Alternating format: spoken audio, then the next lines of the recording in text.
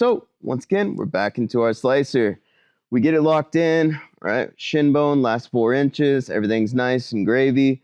I'm going to lock my leg on top, otherwise putting it on the backside of his tricep here. And then I'm going to start angling out and putting enough pressure to where that wrist bone falls into my hip line and my knee travels outward. So let's say I'm locked into this and for whatever reason, they're just not tapping. Maybe they don't have a big enough bicep, okay? You get skinny guys that just don't have an overdeveloped bicep.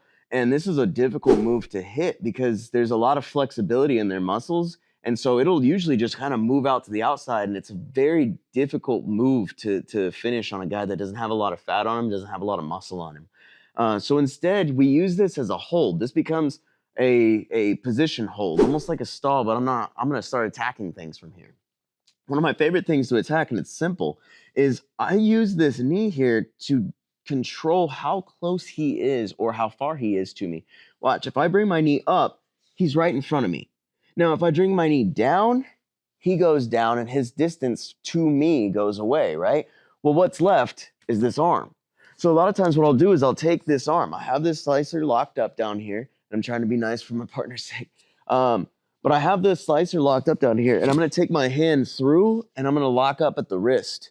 Once I'm here, I bend it in at that beautiful 90-degree angle, and I grip onto my own wrist. Now I'm going to use my knees, okay? Not just my arms. I'm going to use my knees and my upper core to turn and get us a nice little Kimura from inside that slicer. Now, if he starts trying to stack and extend me up this way while I'm getting that slicer so he can defend, this is the beautiful part about the slicer. I can bring my knee down and it'll help pull his hand out of that pit that he's grabbing.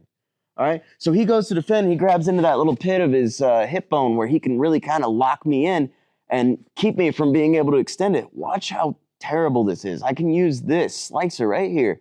I'm going to extend my hips out. Knee comes down for that angle, and I'm going to use my tailbone to kind of roll down. Now he can't grab onto that pit anymore. He can keep trying to climb around it all he wants. What's going to happen is I'm just going to eventually lock that elbow down to the ground on the far side, and this hand is going to pop out. I'm going to push, lock, and there's my submission.